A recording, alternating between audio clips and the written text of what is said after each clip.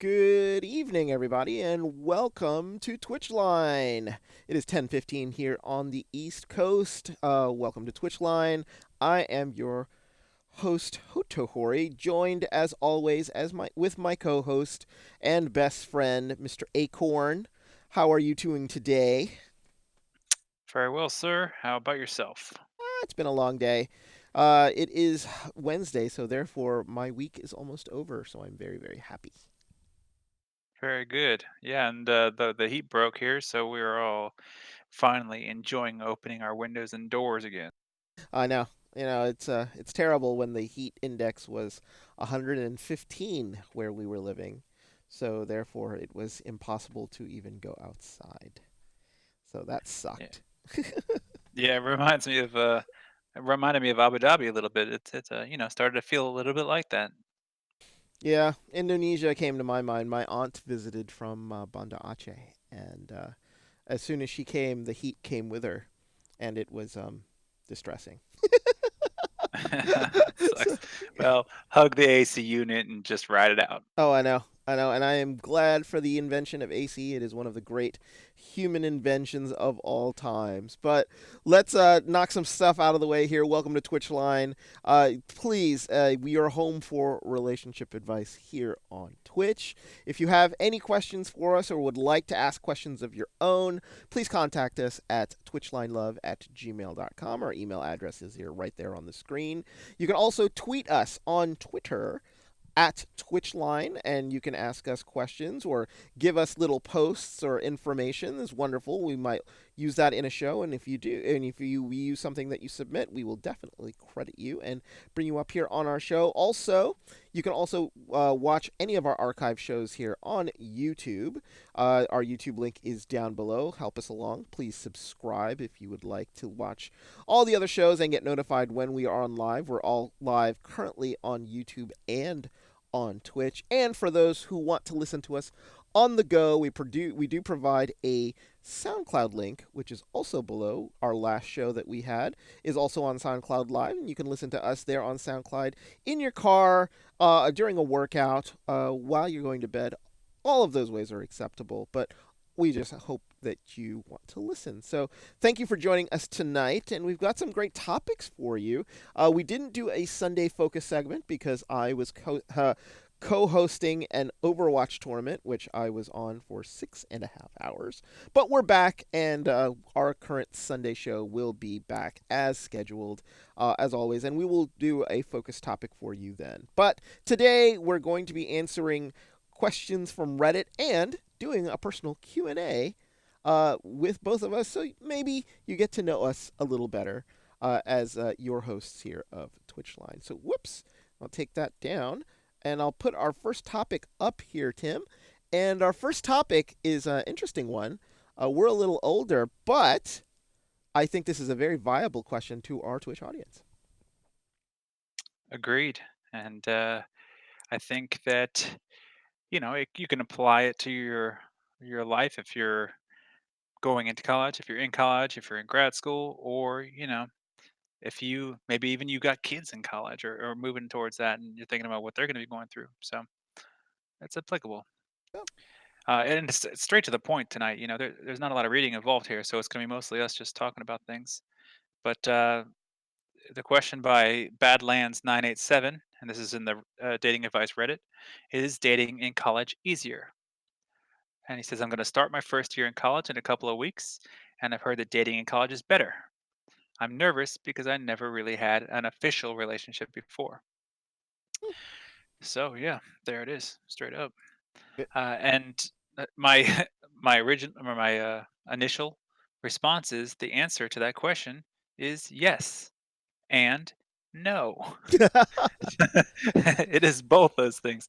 Um, did you have any immediate response to it before we get into it a little bit, or? My initial response to this is it is absolutely yes, but it is only a yes if you make it easier for yourself. My personal take on dating in college starts like this. If you want to meet girls, this is one of the best places to do so. Even if you went to a college like both of us did, which was a majority guys. But even then, girls were indeed available. The problem is that you have to develop habits to meet girls. So if you're out there and you're a college student and you want to go out and you want to meet girls, it is one of those things where you cannot be cramped up in your dorm room all the time because there are no girls just miraculously showing up inside your dorm room. That's one. Number two is that if you were a nervous Nelly in high school, college is a great place to start over. It is God's reset to the teenager that said your high school life was terrible. It is now time to rectify all of the issues that you had in high school because none of that matters. So therefore, if you had any hangups, apprehensions, problems talking to women, now you can just fake it until somebody either catches you on to the fact that you're faking it, or you end up with a girlfriend and then it doesn't matter. So it's great. And third, it's one of those things where there's always people around. If you are in a college environment, there are always people, friends, acquaintances, roommates, people that live down the hall. Yes, would you like to go to a party? Yes. Hey, have you met my friend here? She's awesome. Oh my God, well, how about that? Or you just meet new people along the way and just your normal experiences, even if you are a bit of a closeted dorm freak, because no matter what happens, what classes you go to, you always have to interact with people your age. And I think it is a very positive thing. And yes, I think it is way, way easier. But I did preface it that you do have to have the habits to actually want to meet people, or you could be a shut in for 4 years. That's pretty much So it. true. Yeah. I thought it was interesting, that you said that, I mean, yes, it's definitely the person's, their own volition, whether or not they're going to have an experience where they get out and meet people, or if they just want to be shut in. It's totally up to them. Um, and I can definitely, look when I think back to college a little bit. I can remember those guys in the hall that did that. That just you know stayed in and did their own thing, and they were happy with it. And then the other guys that you just didn't see them all weekend because they were constantly gone and going over to the girls' dorms and stuff like that, or at least the other floors in our building where it was co-ed. So that was excitement. But so when I said it's just from my side. When I said that the answer is yes and no, I kind of broke it down into a few different subsections, like I tend to do here. And one of the reasons I did say yes was because of the demographics in college. I mean, you will never in your life ever experience anything close to that, where you are. I mean, 'cause, depending on the size of the college, right? I mean, Hmm. if we talk about, we went to Virginia Tech, and the population of the city of Blacksburg, Virginia, at the time that we went to college was 42,000 with the students there. Without the students there, it was 7,000. So you can imagine how many 18 to 20 something year olds there were everywhere. Every job, every store, everywhere you looked, it was just people your age. So, I mean, that's never going to happen again. And so it's just great as far as demographics go that you're going to be able to have all of these people that are in your age range, and they're all concentrated right there for you. So uh, but one part of that that imbalance can occur when looking at our school was a tech school, and so it attracted a lot more men than women. So our ratio was something like, I don't know, 3 to 1, maybe four to Something like one that. I think it, it was it was closer to higher. 4 to 1. Yeah, I think. Yeah. yeah. And then, meanwhile, an hour and something up the road at JMU, it was something like 6 to 1 female to male. So, there was an exodus on the weekends. All the guys were going over to JMU to try to meet girls there. And I actually, just mini story here, but I dated a girl at JMU and went to one of her parties once, and my jaw hit the floor. I mean, I went out on the balcony to get beer from the keg, and there were 7 girls out there and not a guy, and they're all just out there just hanging out, and I was just like, "Whoa, whoa, whoa. Is this real life?" Like that kid coming out from the dentist. Um, so anyways, demographics, they're important. Uh, Something that may be a little bit sad to some of you people, some of you listeners, a lot of high school relationships don't actually make it through college. So the beginning relationships that you had sometimes will fall apart, or just being in a whole new world and having all this new stuff in your face makes you less likely to maintain it, especially if you're far from home. So there is that. The chances are that you're going to be running into more single people because those kind of relationships will slowly dissipate, or people are going into this thinking, I'm going to be in college, I don't want to be attached, I want to be open to something. And so there's that. uh, it's also just the right time. Like the kids are escaping their parents' control for the first time. So if your parents are like, no, you're not dating, study, study, study, they can say the same thing on the phone. But if you want to be out there, you're out there. They're not going to tell you what to do. That's exactly uh, right. Yeah, yeah, the freedom you're aspect of exposed. it. Yeah. Sure, sure, yeah. You're exposed to all different types of people and different kinds of interests and stuff like that. Basically, you can go any direction you want to in college. You can meet all different kinds of people. So that's a great time for that too.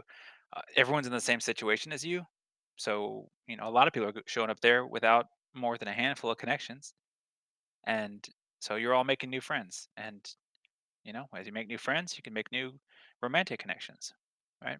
And then you got the hormones. It's like it's the right time in your life just to be like ready to go and try out some love. So Well, yeah, it's one of those yeah, things, right? Like a college city is probably the greatest experiment for Tinder ever, because you've basically got just an unlimited supply of people your age concentrated in an area that is most likely no larger than 6 miles, 7 miles, depending if it's a right. dedicated college city or not. But come on, you got to be able to get in there.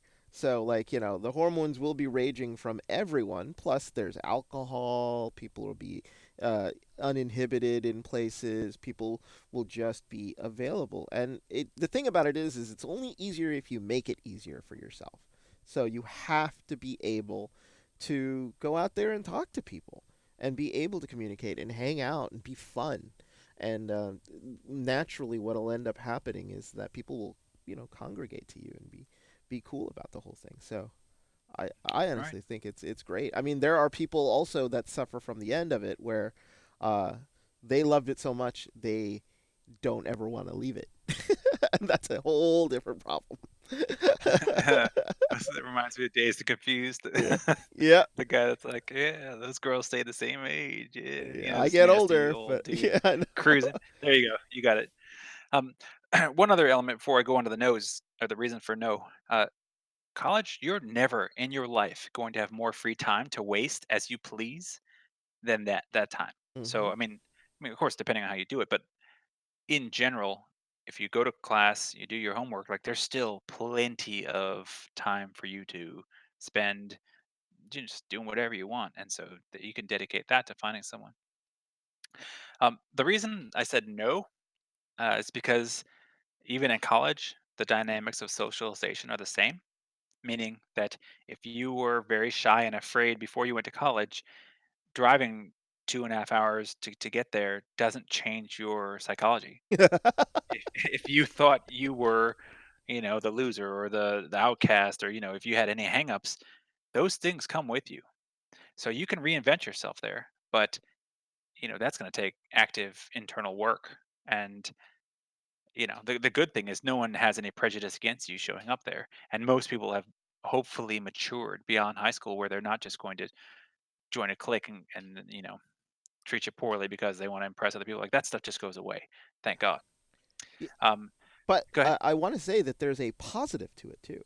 So, like, the dynamics of social relation don't change, but if you are, let's say, a fan of something back in your hometown that you didn't have anybody else that was a fan of, I'm going to use my personal example, which is anime.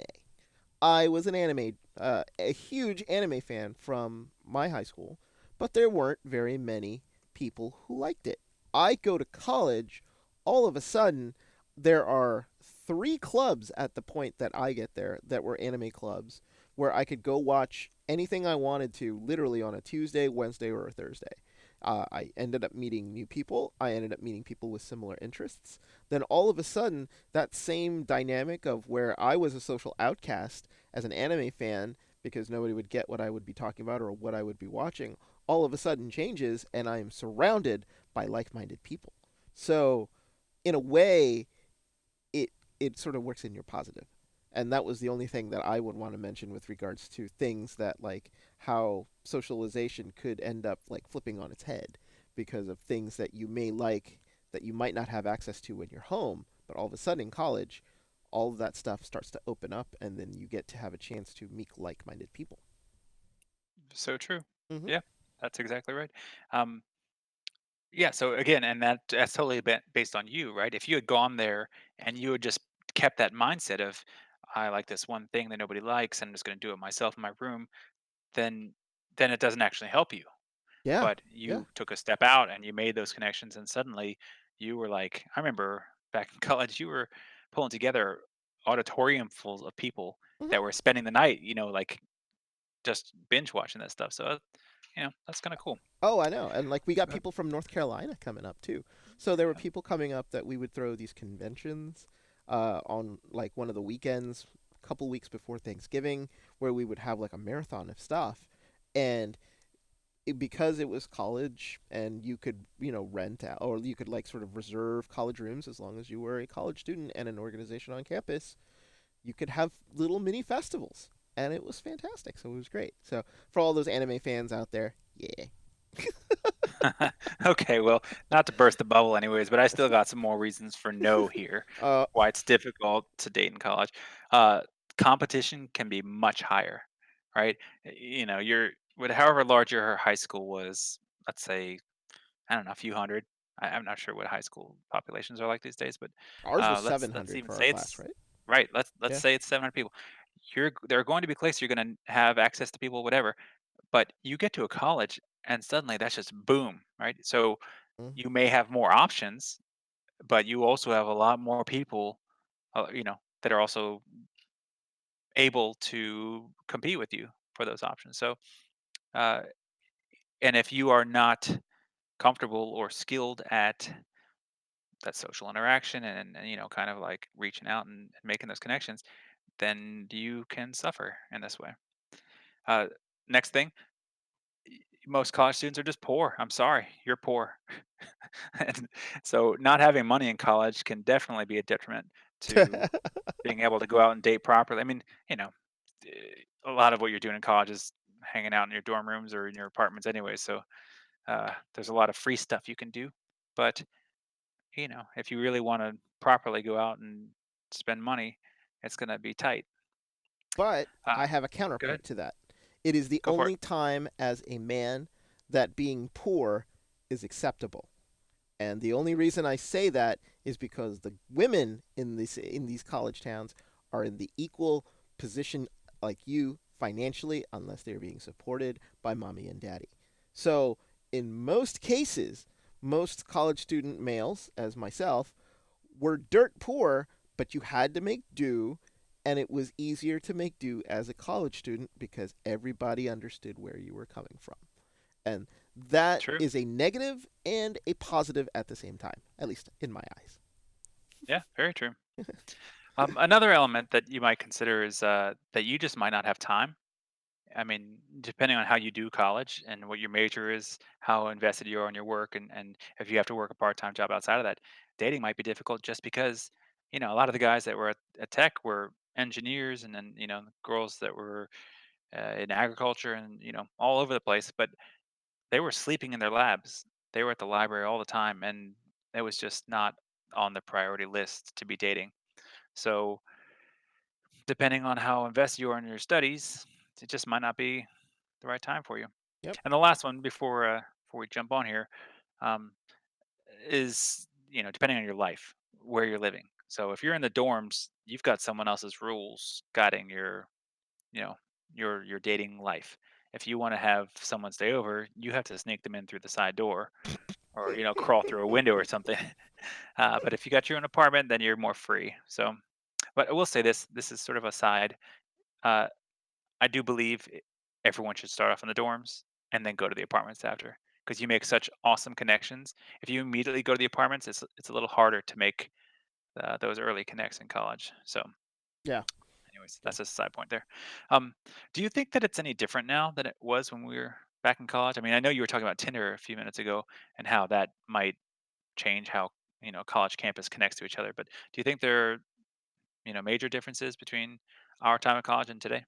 I think some yes, some no. And I think a lot of it is technology when you really think about it. So let's take when we went to college, which was the turn of the century. To say it that way seems Holy like it's. crap, we sound old. So it was the late 90s, early 2000s, which is when we went to college. So college activities don't change, more or less, even, 20 years later. You still go to football games. Frat houses still have parties. Friends still have time to come over and hang out and drink. Um, Friends come over and play video games. I mean, stuff like that doesn't change age wise. So the only difference now is that incorporation of social technology that didn't exist back then. So it used to be when both of us wanted to meet women, we would have to go to a party or get introduced by a friend or meet somebody in class. Well, you can still do the and meet somebody in class or get introduced to somebody, but with the incorporation of dating apps, Tinder, College Friend Finder, whatever it is, you don't even have to leave your dorm room to maybe give yourself a chance at a date or meet a girl. Uh, but it used to be you would have to go to, quote, mixers or frat parties or social environments where it was a lot harder if you were not a guy who was more outgoing, or you were a little bit quiet, you didn't like making the first move on people, or you just were never willing to sort of go out there and just spontaneously talk to somebody. It was hard for people like that. But eventually, you ended up meeting somebody. But now you can even bypass all of the party scene if you really want to and just go a different way. And I think that is the advantage of the modern sort of college student. I just with all the stuff on Reddit that we read when we were picking our questions to go over on here, and how people just are just so unhappy with online dating and Tinder and all that stuff.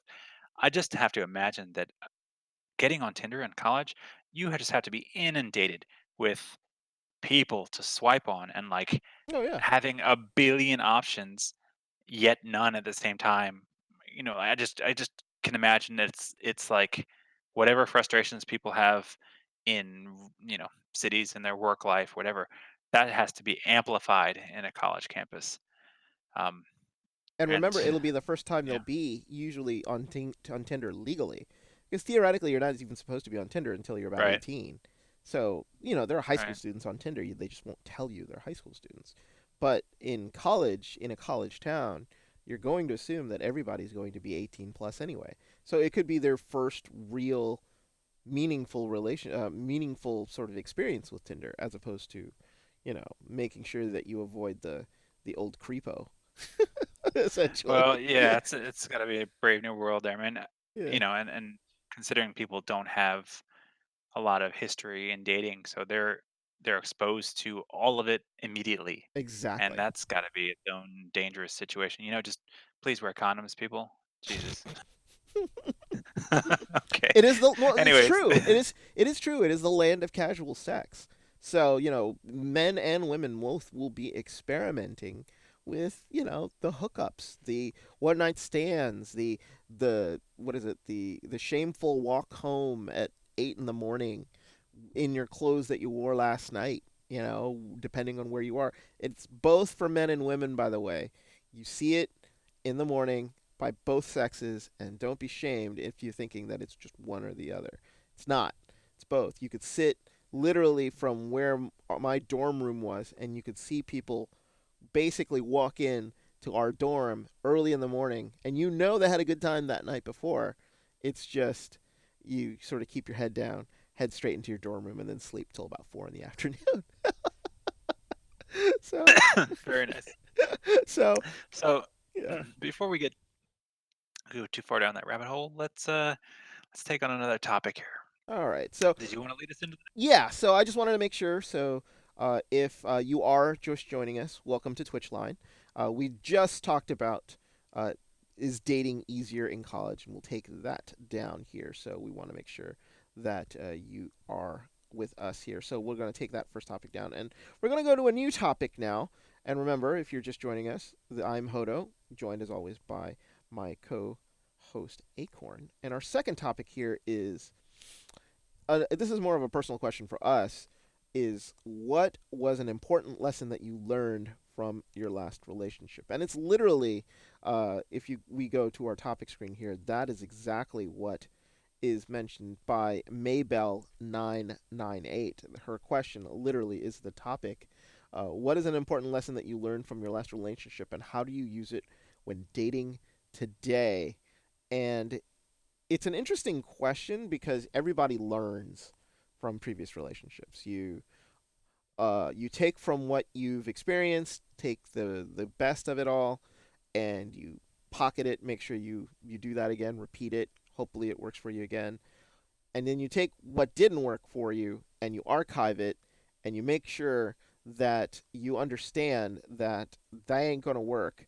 Especially, it didn't work in this relationship. I doubt it's probably going to work in the next one too. So what I'm going to do is that we both put three things that we learned in previous relationships, and I'll reveal them here, and I will reveal mine first, and we'll go through it real quick, and we'll Yeah, just a compare. sec. Yeah, Before you jump in there, yeah, yeah. um, so one thing I want to say before we put the stuff up is that sorry, I'm Fine. sorry, I've choked on some water. Um, when when we've talked about dating advice, we've given dating advice in general. We've given advice that we wish we knew before we started dating. We have not yet done a reflective dating advice kind of thing, and so that's what this is. Hmm. Um, and not just what the advice was, but also how we applied it today and going forward in the future. So I think this will be an interesting take because it is lessons learned. Yes. Yeah, yeah. Yeah, So I just want to put that in there before we started. you are struggling, my man. Are you all right? Yeah, I know. Yeah, no, I just wrong pipe. Yeah, he's lucky he doesn't have a camera, so we don't see him struggle on camera while he's trying to talk. I have, you see me as I am also producing in the background. So for those who are interested, as you're seeing what's going on. So three things that I learned from the previous relationship that I will use today. So I'll put mine up here on the screen. You're going to see all three of them pop up all at once. So the first one that I learned is be careful when dating someone on the rebound. My last relationship was with someone who was getting out of a relationship where she thought she was going to marry that person. And if that sounds problematic, yeah, yeah, it was. So she was one of those things. She was a very, very nice girl, and I can't stress that enough. The problem is that she really had issues resolving what had happened to her. So it was one of those things in which you can be as kind as you want, and you can be as much of a shoulder to cry on as you want, and be a distraction and all that stuff. It is going to be hard for the person who is just coming out of a big relationship to possibly move on very quickly. And that could be a very, very big problem if you are wanting to sort of go and the pace is not up to what you want it to be. And that can be a really huge issue. And that whole thing is one of those things in which um, they might have wanted to go out just in order to distract them from their current issues and all sorts of other things. Everybody has different reasons, especially when they want to go out and when they want to go start dating again. So it is just something that I am now fully aware of, and make sure that I really do take that a little bit slower. Second one, was don't keep any secrets if you think you're trying to spare their feelings. The person that I was dating, um, as I said, was in a relationship where she thought she was going to get married to this person, and the problem was is that they were having issues, and we knew. I personally was a person who ended up finding out later why they broke up, and I didn't. I kept it to myself, and I didn't tell her because I didn't feel like it was my business to do so. But in the end, it was one of those things in which, you know what, I maybe should have just gone ahead and told her because it was in relation to a friend of mine, and the whole relationship, the way that he ended up with another person, I ended up really really badly. So she didn't know any of that, and all of a sudden found out and was just mortified. And the fact that we knew about it really mortified her more, and it was a very very problem. It was a very big problem. So in those particular times, it's might have been one of those things in which you be just completely honest with the person, and you be like, "Look, I found something out. You're not gonna like it. I'm going to go ahead and tell you because I do not want you to be bitter or sore at me." There's another way. And then the third is be bold. Sometimes you don't need to be a gentleman, and I what I mean by that is that after our relationship ended, we are still friends, but it was one of those things in which she ended up telling me that she, quote, gave me signals, and I didn't read them on it. I'm an idiot. I was trying to be nice. I was trying to basically be like, well, she's coming out of something, and I don't think I should be pushing, or I should be making too many moves, so I'm going to take it a little slower. And that is not what she wanted. She wanted something a little bit more aggressive, a little bit more different, a little bit more physical. Idiot. So, uh, and yeah, and it was one of those things in which I was too nice. I I ended up basically giving her the impression that I wanted to be her friend more than I wanted to be her boyfriend, and it just sort of went away after that. And it was because this guy didn't get the signals and wasn't bold enough to be like, screw it, I'm going to try. And sometimes you just have to do it as a guy. And it was just one of those things in which, yeah, you can say a lot of things, and you can actually want, and you can know how to act in certain situations, but sometimes acting on it is somewhat problematic. And that is just one of those things in which I think my lesson is going to be very very useful in a relationship later on. So, what do you think of those, Tim? What are your opinions of my three lessons that I have learned? Okay. Well, with number one, totally feel it. Uh, Most people that are looking to rebound are trying to lose the bad feelings, Mm-hmm. and getting someone new to hold on to allows them to do that. And it's not like, if a certain amount of time goes by and you figured your stuff out a little bit, you don't have to call it a rebound. But if we're going to call it a rebound, then it's going to be that that person needed it to happen. So if you are connecting with someone fresh out, and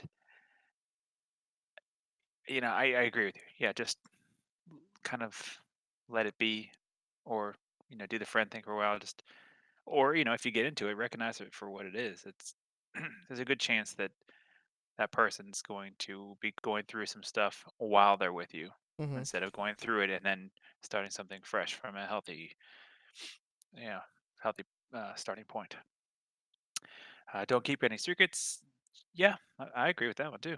If you're trying to spare their feelings, you have to be aware that you can do damage by sharing the kind of information that you were talking about sharing. Yeah.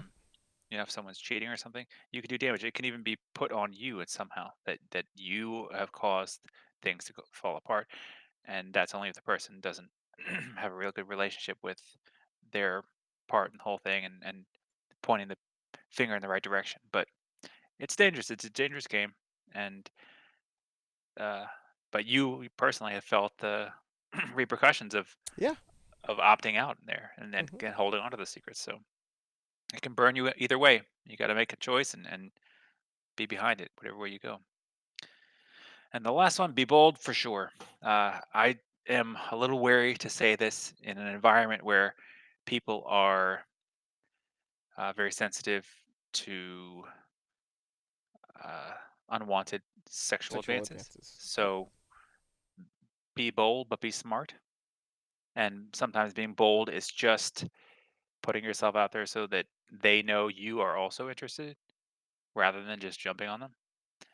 Uh, so don't be, be a gentleman, but step outside your comfort zone and let them know what's up. Yeah. And I Yeah, I sort of mean by that we were already in a relationship, but I wasn't forward enough. Let's just say this was not sure. a this was not a woman that didn't know my feelings in a way because we were in a relationship and she knew I liked her. But sometimes you just gotta take that extra leap and that Right. little thing and see how she reacts to it. And she wanted that, and I didn't give it to her. So that Right. happens. But I mean, Yeah. you Hmm. know, but she said that she was sending you signals, and I don't know how strong her signals were, and that That's kind of thing. ex- So like, that's it exactly is right. always two-sided perspective, right? It's exactly So right. if you're not getting the kind of action you want from the other side, maybe you need to dangle the bait more or something. I don't know. I don't know what to call it. That is not necessarily the best term for it, but Meet in the middle. yes, yes. Sometimes it is one of those things in which the other side is dense, and you have to make it a little bit more clear. And a lot of the time, sometimes it is the man, but it is um, sometimes the woman also, if she is unfamiliar with how to entice or signal properly or give the heads up. Sometimes it's just going up, straighten up, and saying it is more an easier way to do it because Yep. guys are always willing to just hear that out. It's like, oh really? Okay, let's go. Yeah, the green light is always welcome. Yeah. I am never I mean, even if it is meant as an insult, if someone tells me, "You idiot, you didn't know that I was giving a signal." I'm like, "So that's the signal. All right." Yeah, and that's typical. Guys, it happens to guys all the time, and and don't be afraid if you don't get it because not everybody gets it the first time. At least, like understanding what the signal is or what the indications are. It happens to everyone. So, all right. True. Well, that was me. So it's now your turn here with regards to this. So shall we put up your three? Go for it. All right. So here we go. So, how about you speak on to your one, two, and threes from your previous relationship? All right. So the first one, and this is from a relationship that was in total probably 5 or 6 years, but on and off at times, and a distance at times. So, uh, my first one was you should never be responsible for someone else's happiness and or entertainment. And that is not to say that you should not try to make them happy or that you should not try to entertain them, but you should never be in a situation where you are wholly responsible or their happiness is contingent upon whether or not you have taken an action, have given something to them emotionally, financially, whatever the thing is. In my previous relationship, it was for me. It felt like I was constantly trying to keep her happiness even at a flat standard level of just like today is an okay day. And then I had to work extra hard to bring it above that. And if I didn't keep up that energy, and if I didn't uh, push hard and offer her some some kind of reason to be happy, it sunk down below, and then I had to deal with that and bring it back up. Same with the entertainment. If I was not available for the phone calls, the text messaging, this, if I wasn't planning the next vacation or the next time we're going to be together, the next night out, everything else, if I wasn't doing all this stuff, then that was a problem with me in the relationship rather than her thinking, what is my responsibility to bring happiness to myself or to, entertain myself when when I'm not around. And considering that some of this was at distance, like long distance relationship, that's even harder to do that kind of thing. That's even more responsibility. So that's heavy Well, duty. I remember the times you were on the phone. I mean, Yeah, so I know this one personally. yeah, So yeah. sure. Uh-huh. And if I say, okay, well, how to use that when dating today? Well, I'm not dating today. I'm married, but in my marriage, I could still use it. And I actually, that's one of the blessings of my marriage now is that my wife is happy, so happy, and with no motivation. It's incredible. And she can easily entertain herself. So all things good there. The second one, give people a chance, but at some point you have your answer, right? So I was slowly pulled into this relationship at the start. I didn't know if I wanted to be in it. She kind of convinced me and gave me all these good reasons, and we had a lot of foundation. We were best friends before that, and so it slowly led into a very slow starting relationship. It built up to the point where everything was great, but from the beginning, I was giving it a chance. At some point in the relationship, a certain number of years in, I should have had an answer that if I wasn't moving beyond a certain point, if I wasn't finding myself being completely in love or being able to say I want to see the next step and the next step in this relationship, then I should have said to myself, okay, well, that's that's that's the answer I need to say that maybe this is not what I'm looking for. Part of this, it depends on where you are in your life and what your motivations are. So if you're in your 20s, which I was for part of it, then it's okay if you're not thinking to get married. You don't need this to be. You could just be dating. You could just be in a relationship. You don't need to say this is going to be my future husband or wife, and then say, oh well, if you're not, then I'm out. But I was giving more time to see if I was going to grow, if the love was going to grow, and more time, and it just wasn't getting there. And I was not listening to my gut, and I was not caring about my time. So like, if I had listened to what my body was telling me, then I would have probably cut it by at least a year or two. And that Mhm. would have been open time for me to be working on myself or looking forward to the next relationship. So I would say that that's really important. Keep time in your mind and listen to yourself because your body will tell you, which leads to the third one, right? Sometimes your body is telling you what you need to know. And by that, I mean, when I was with her, when things were good, I still had issues that I had when things were bad. Sometimes when you have a breakdown in your relationship or you're about to break up, you have physical nervousness, anxiety, can't sleep, can't eat, have all these other things. But even in the positive moments of my relationship with her, my body was telling me things. And one was I had sleep issues. Not not I mean like not insomnia per se, but I had real issues with sleep. And I had this might throw some people out there, but if I closed my eyes before bed, I saw flashes of the same image over and over and over again. And that was of an archer drawing back the bowstring to full tension and not releasing an arrow.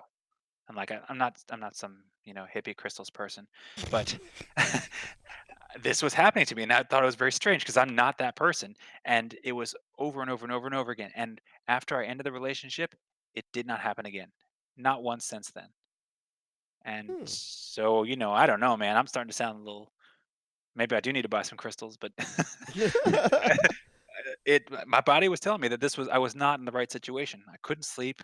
I was not living a healthy life. It was just a few things, and when I finally moved out of that relationship, my body rewarded me with better sleep and not these intrusive thoughts that was just basically tension, tension, tension, tension. Yeah. So the the takeaway lesson for that is, and then something that I use in my life today is like when I start being unable to sleep, and when I start uh, having like messages from the beyond or whatever the hell's going on there, psychologically, it's telling me, hey, there's something wrong, and you need to deal with it. And if it's a relationship thing, you probably already see it. You're probably pushing it aside or pushing it down, and it should be the indication to me that I need to make a change. So that's where I'm at. I don't know if you have any comments on this stuff. No, I'm in complete agreement with number one because that's just one thing that you don't need to be responsible for in a relationship. It is just problematic to be responsible for two people's happiness, not just yourself. You want to be happy, you want to be entertained, but the added responsibility is not necessarily good for another person to be in. So completely agree with that. And the two and three sort of go together, and I completely understand where that is and how that goes. And I'm in complete agreement with it because there are bodily reactions to when you know things are not going the way that you want them to go. So therefore, it is one of those things that subliminally your body is telling you that you should be doing something different. So Have you had that experience? Have you had that personally? when I broke up with my first girlfriend, there was a couple sleepless nights because we were in a long distance relationship, and I would have to drive down to see her, and it wasn't just an like, hey, I'm going to go over and see you for it's going to be like an hour drive. No, it was 6 hours to go see her. The more the relationship started to go downhill, the more I was unwilling to basically want to drive. I would get really depressed about knowing that I have to go down there, and my body would be like would start to shut down and be like, no, you shouldn't go, no, you shouldn't go, but I forced myself to keep doing it anyway. So I understand that there are basically psychological reactions to things that when your body knows that you shouldn't be doing something, you absolutely should listen to it, but sometimes your stubbornness and other parts of your body will try to overwhelm that part. True. So um, so when we were talking about like the takeaways from these, these are not. This is not just like general advice. This is general advice drawn from our personal experiences of one person. yeah. All right, and that's kind of what we do in relationships. We have a relationship, we leave it at some point, unless you got lucky and you ended up with the love of your life on the first go. Good luck, write a book. But the rest of us, trial and error, and the ones that do it right are taking something from each one and saying, this is what I want, this is what I don't want, this is what I accept, this is what I will not accept, and moving forward, right? And so as we get these lessons and we take them into our next relationships, we are avoiding reliving our mistakes. Some people do not do this, and you can see it happen.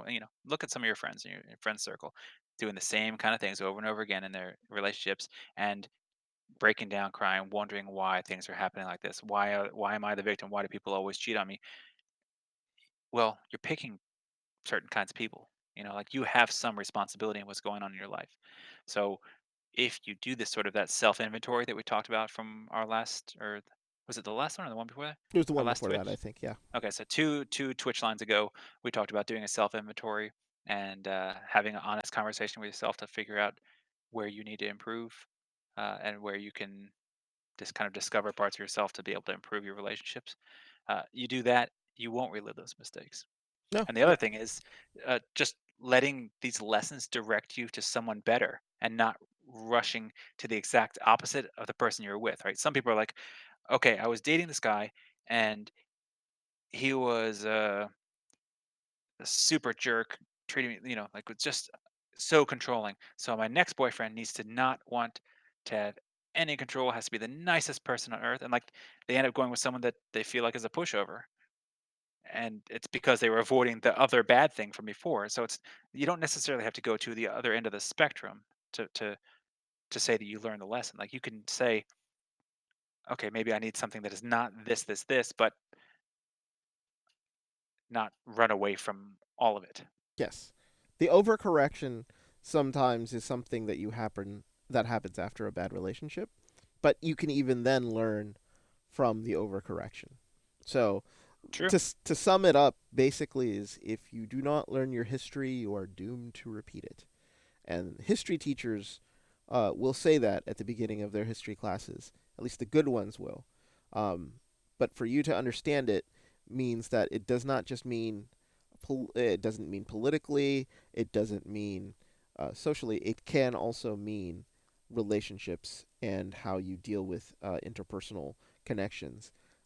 History has a huge way of coming back on itself if you do not understand the problems that you cause. So yeah, so that was a very insightful section, I think, especially for both of us. But now I think if you're just joining us, we're approaching about an hour here online, about 50 minutes or so. But welcome to TwitchLine. We've just been talking about important lessons that we had learned. So if you missed that segment, you can go back on YouTube and go back and listen to us, or just watch the replay here on Twitch.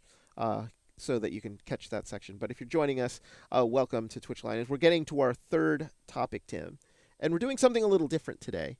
And I, being very in the sort of blogger community, I knew a couple of people who uh, have been giving me suggestions on how I could improve the show. Wanted to know if we could do something that would give a little bit of insight to both of us. So, our third topic here is time to get to know your hosts. So, Okay. so Interesting. yeah. Okay. This is sort of So a pop surprise for me here. Okay. yeah. So the idea is that I am going to ask 5 questions to Mr. Acorn here that he has no idea what I'm going to ask. So therefore, the reactions are going to be very genuine. I'm not asking him anything personal. I'm not asking him anything to reveal secrets or anything like that.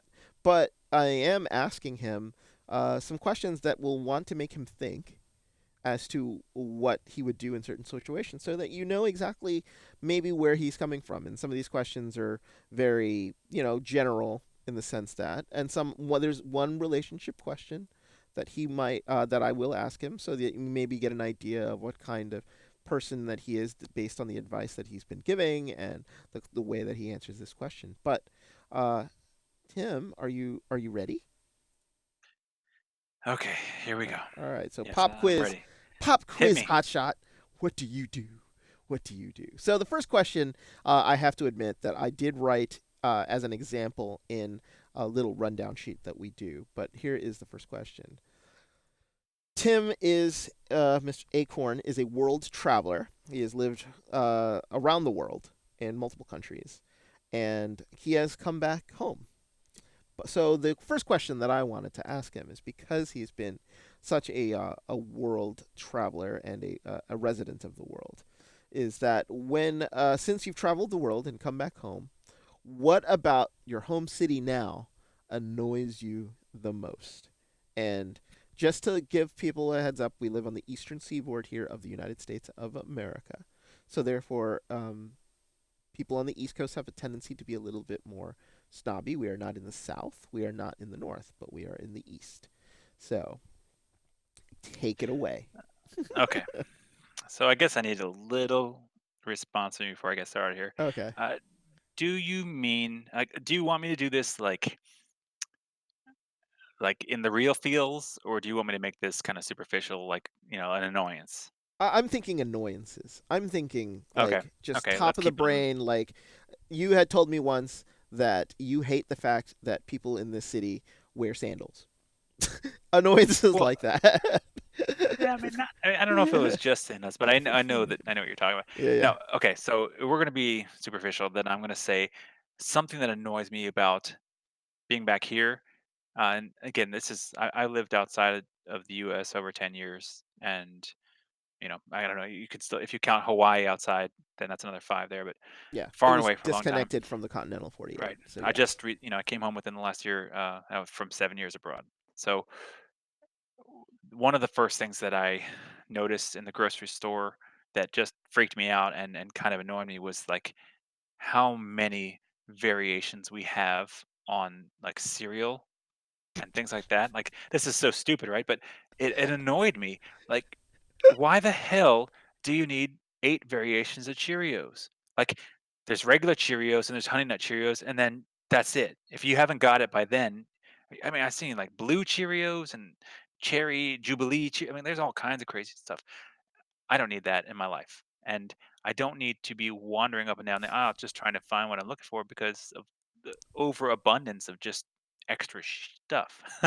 So yeah, that was an annoyance. And that's coming off of being over in Abu Dhabi, where you can't find anything that you wanted. You can't even find one box of what you wanted, and if you did find it, that's a $22 box of Cheerios. Yeah. So, uh, I go from the land of nothing to the land of why.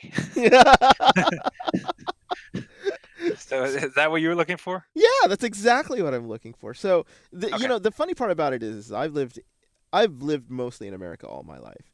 And the fact that you are annoyed by choice is funny to me because I think it is a strength of our culture.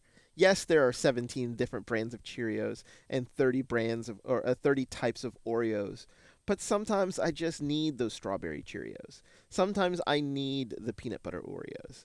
And they're there to provide, and it's wonderful.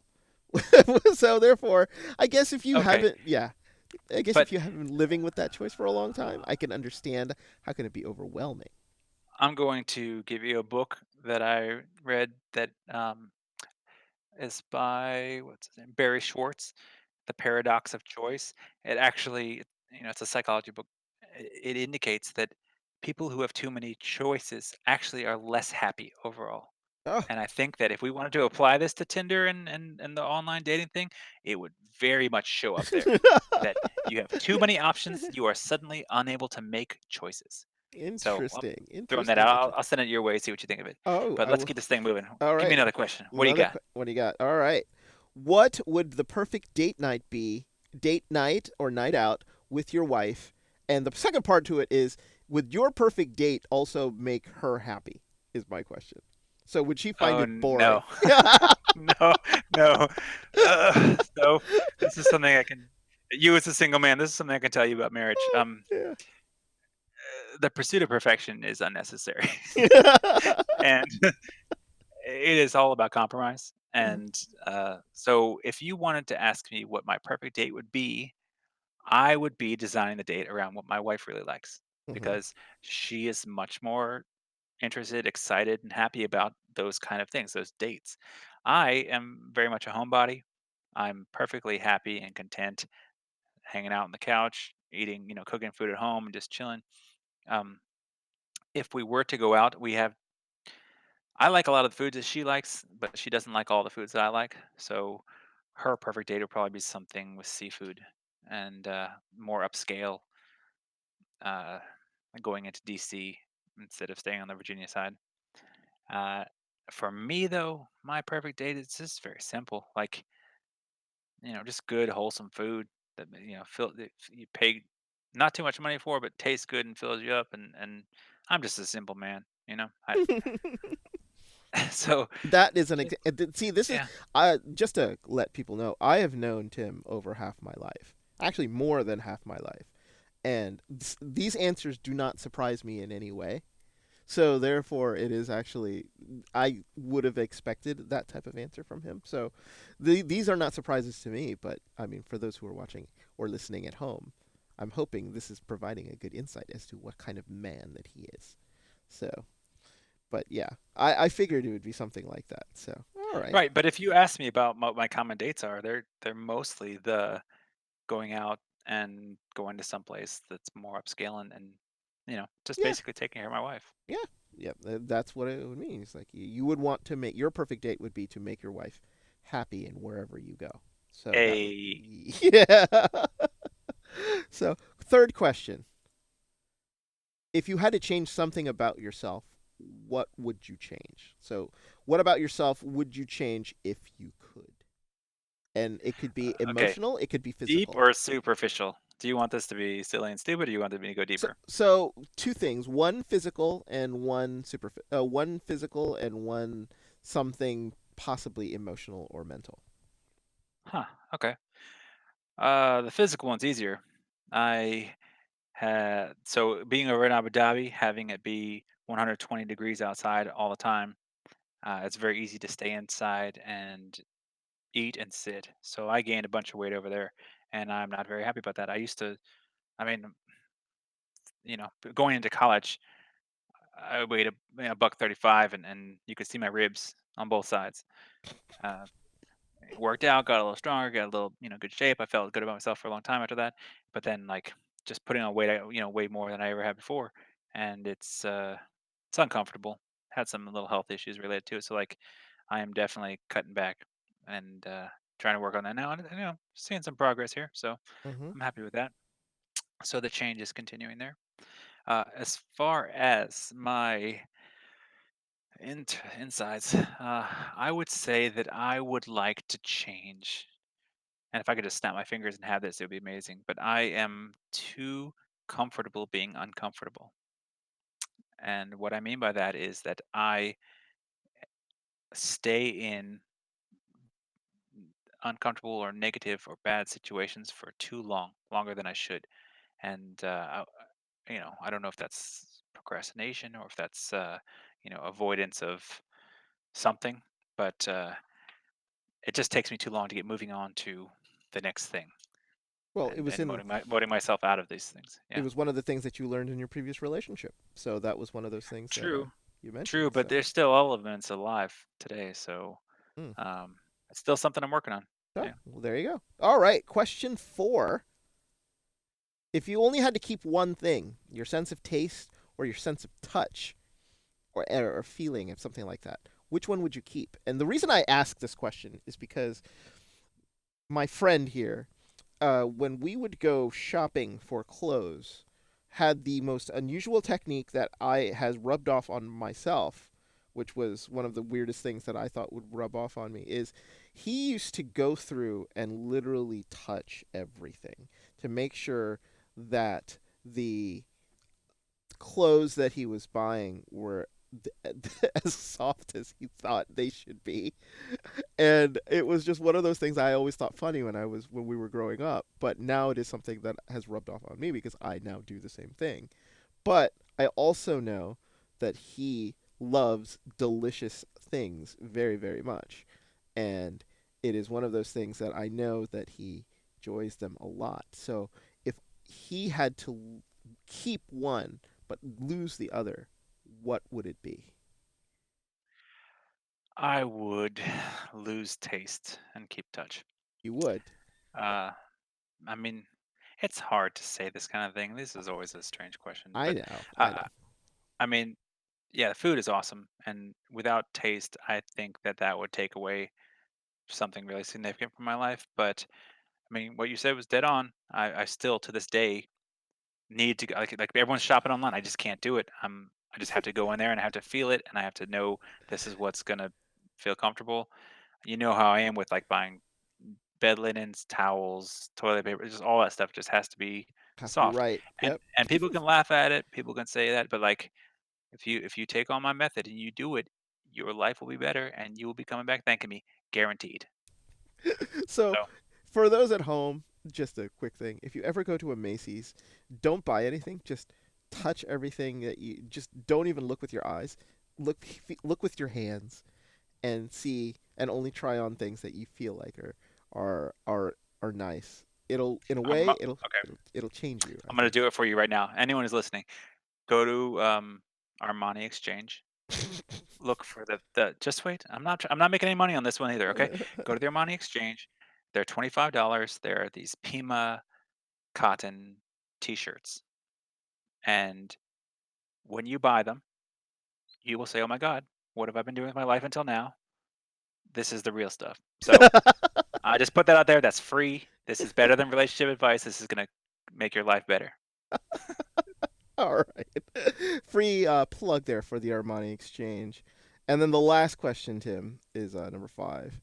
Besides asking your wife to marry you, what event in your life made you the most nervous? Superficial event. Oh, uh, you mean, well, my marriage was not superficial. Well, no, Um, I so know, but no, I know, I know. it's a cop Actually, out question. Yeah, you know what's funny? You know what's funny? yeah. It didn't actually make me nervous to ask my wife to marry me. Oh, I really? was not nervous at all. Yeah. No, I was very confident that she was going to say yes. Hmm.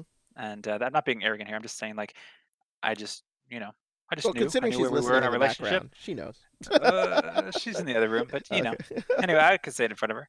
Um, I don't think I needed to be nervous. And like you know me, I don't make big decisions without thinking it way too much. Yeah, But again, yeah. in this case, that was easy. So if I say what made me most nervous, 2000 and yeah, it was the year 2000, 2001. Mm-hmm. Graduated college, was not happy here in DC. Decided I wanted to work and do something different, travel.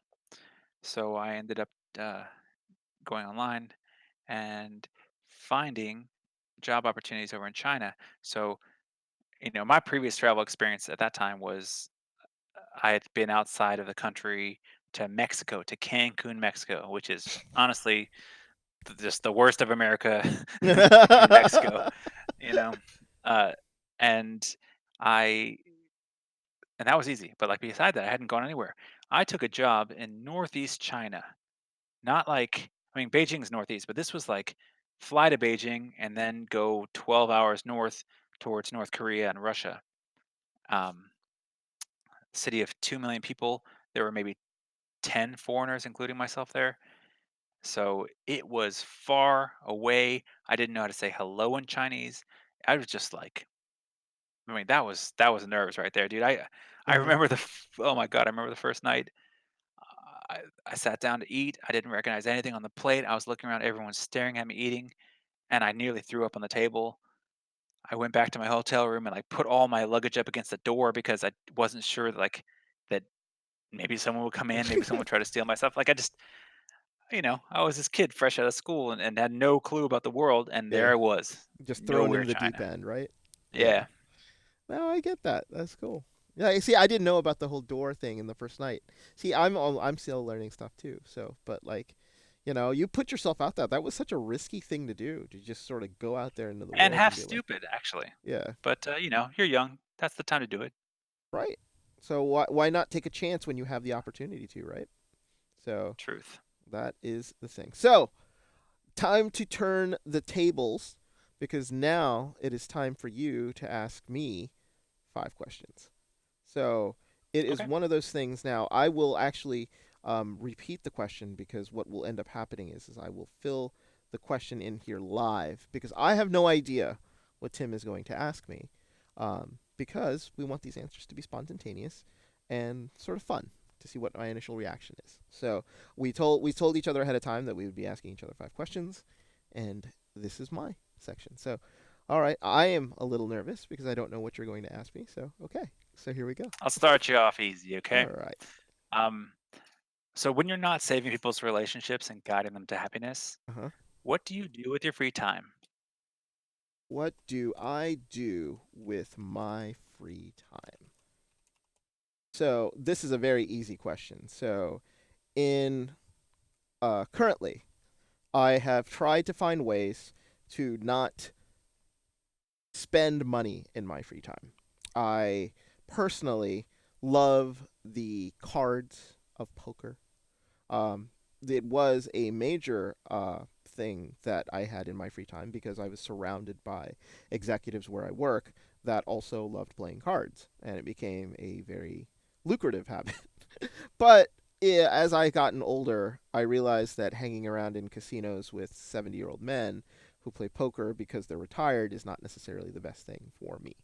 So I have returned to two hobbies. One is video gaming, and that has led to a semi-professional casting career as an esports broadcaster, which is what I do in my free time, which is one, and that takes up a good amount of time. And two, I have fallen back into my anime watching habit.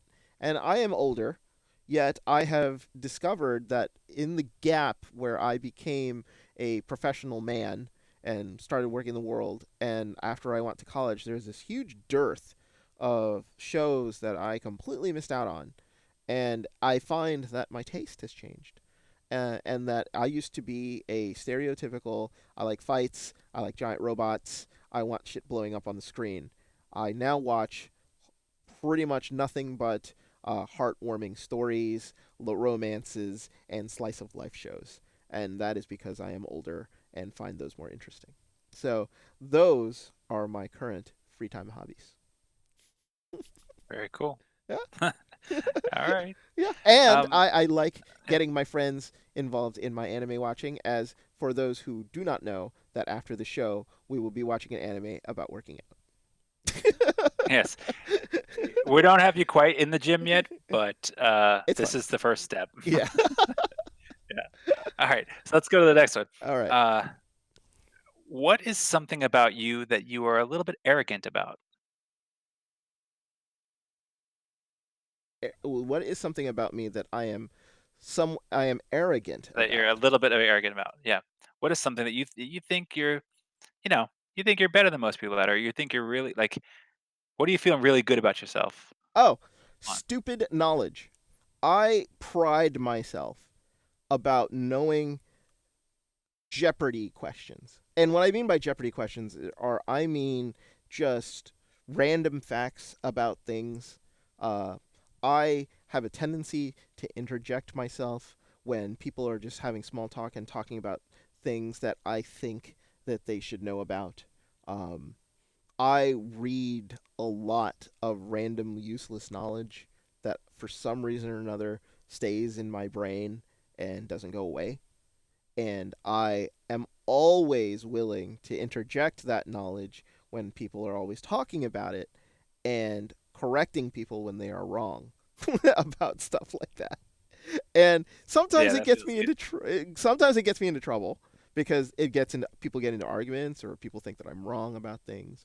But I love stupid facts. I just do it. It's Have like you? I've dreamed about going on Jeopardy, but I've never done it myself.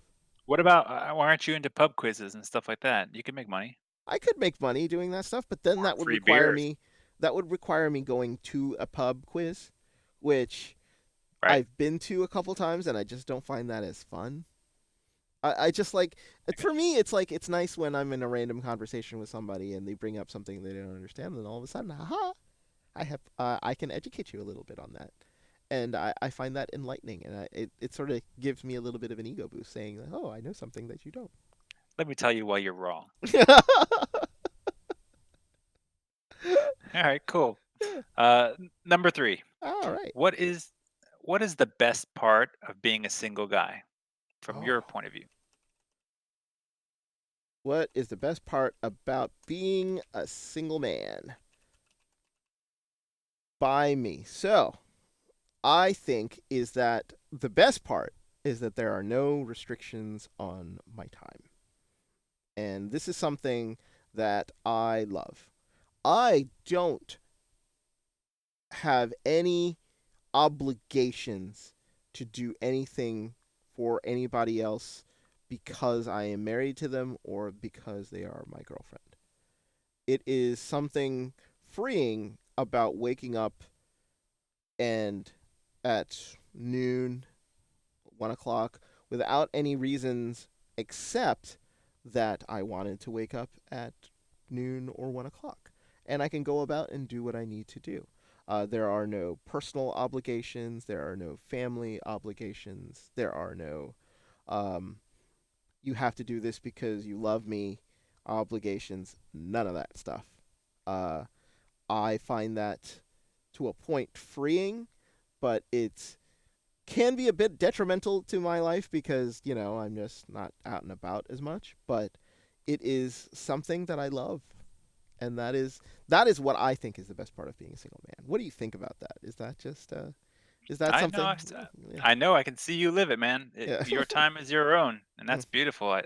I know that people that are in long-term things or married probably have a little tear in their eye right now listening to you talk about that.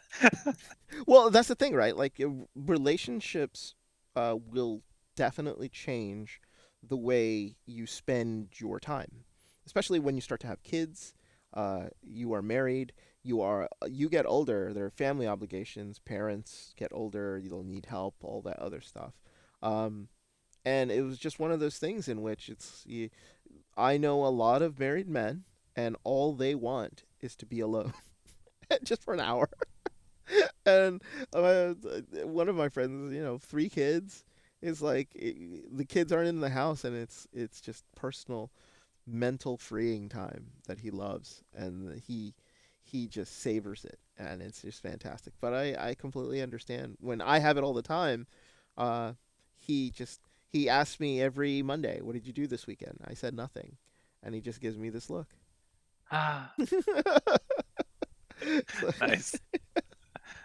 All right. all right. Let's see. Number four here. What do you miss about the good old days? What am I, a Trumpy? You can answer this however you like. If you want to make this political, go for it. Okay. So this is a very interesting question because this is a question that if you ask a political version of it, there's an answer. But the thing that I miss about the good old days is that the good old days were somewhat unreliant on technology. I mean, I love technology. I love all the things that come along with it. I think the internet is one of the greatest inventions known to man, and I wish I had it when I was a kid. When I was especially in school, because it would have made me absolutely get straight A's instead of the random B's that I would get here and there. But it's one of those things in which, you know, it made you get up and exert a little bit of effort. I think the sad thing about the good old days is the fact that without basically the world's knowledge in your hand, like that you have now on a phone or something like that, it makes people lazy. Um, Perfect example is that the interpersonal communication that people have 20 years ago isn't existent nowadays. People would rather text or message or email you rather than having to actually talk to them and figure out what a problem is or trying to understand where they're coming from. I work in an industry where relationships are super key, and I am I am starting to see an influx of people who have no idea how to communicate, and it is because of the way they've learned how to communicate through technology, and it is infuriating. And and this might be me sounding like an old man, but and one of the reasons that we do this show, a lot of it boils down to people not understanding that communication there can never be enough of it. You can't not over communicate to somebody. But sometimes the way that you communicate is lazy and half-hearted, and people don't understand that. And that is something that I miss about the good old days. Does that sort of Okay. make sense? Yeah. Yeah, actually we are they have a special name for our age group, like our generation, Mm-hmm. because we are from a pocket of years where we grew up without the internet, gained the internet during these like, you know, prime years, these teen years, whatever, and then we're there when it all started growing and becoming. So we knew life before and after. And, the generation before us, it just came late in the game for them. And then the one after us never knew life without it. So it is a particular kind of experience that won't happen again. I guess it's like Yeah. before radio, before after radio, before TV after TV, before flight after flight, that kind of stuff. So sure, that's where we are. Yep. Last one, kind of funny, and I'm going to ask you the question, and I'm going to follow up with another point. Okay. Okay, so just be ready. So if I asked you to recall a wild night in college, what immediately comes to mind? Okay. Now, before you start thinking about the tame thing that you can say on here, like I want you to go back to the first one, that first image, that first moment that popped into your head of the wild night in college. And that's the one I want to hear about. Well, well, well. So you were involved in a lot of them. Yeah. Um, the one that I always have the fondest memories of is when my home friends, which were the friends that I made when I was at home and came to college, and there was a lot of us, mixed with my Asian college friends. And those were always the best because it was almost like two families coming together and having a good time. We played soccer together in intramurals, and there was the occasional party. And the wild night that I remember was a Halloween night, and I can't remember if it was our our junior year, or it was had to have been our junior years when we moved into the apartments across the way from where my friend Mac lived, and we were living in those apartments, and we went and dressed in Halloween costumes, and we had a Halloween party at my friend Mac's place, and everybody came in costumes, and it's a college Halloween party, so it is just one of those things. And we were doing bong, like beer bongs, off my friend's second story, like bedroom, and we were doing it not with beer, but with apple cider, alcoholic apple cider, which makes it like three times worse because it's all sugar and the headache is a mess. I will continue the story where I needed to be led home by some co-host's girlfriend who was also visiting that weekend. Um, and I desperately needed to go to the bathroom, but was too drunk and unable to open up the belt that had been tied around my waist because I unfortunately was unable to untie it. And that person had to untie it, where then, or else I would have basically made a mess right there, and it would have been terrible. Um, we laughed about it a lot the next day, and I think it was one of the drunkest I have ever been, because all I remember was doing the drink from the second story, and then the whole bathroom incident, and then passing out. And I don't remember anything in the middle. But that was, I think, one of the most fun nights I had ever had in college. So, does that qualify? And I think you Yeah. remember the night that I'm Yeah. talking about. Yep, I do. I remember doing one of those second story beer bongs, and that the point that you made is wasn't beer, it was cider. And Mhm. how do I know that? Because when you spill beer on yourself, it just stinks a little bit. When you spill cider on yourself, you're sticky, and Yeah. everything else is sticky. So the whole floor around it was just like this nasty, Oh, yeah. sticky, sort of apple smelling mess. Yeah. Delicious though. Delicious. And there was, I think, at one point or another, and please, I can't remember if I'm mixing two different parties up, but did they or did they not have, um, was it like an ice luge at that Yes, same they party? did. They Okay. did. Yeah, okay. So for those who don't know what an ice luge is, it is usually carved out of it is a block of ice where you pour a shot um, down a sort of slide, and by the time it gets to your mouth, it is completely chilled. It is, as a college student, amazing. Though I distinctly remember people not necessarily drinking, but snorting stuff like from the ice luge. So they were like snorting alcohol, if I remember right. I, Jesus Christ. People are stupid. people are stupid. I remember it was just filthy. Like people were like holding their mouth and tongues at the bottom and like one after the other. I was just like, man, Yeah.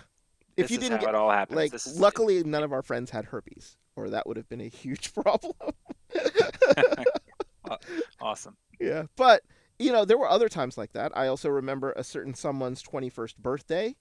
That was also a very, very fun night where everybody that walked through the door got a ticket and a number, and on that number was the number that you got to basically hit him with any object in the apartment at the time. Which of Yeah, I course. was not so happy that night. Well, you weren't. I think you were having issues that night, if I remember right.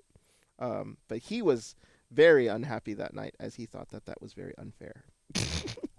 Yeah, true, true.